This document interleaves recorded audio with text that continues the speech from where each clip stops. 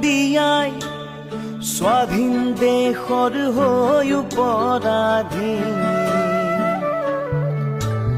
সেউজ পথাৰ খনি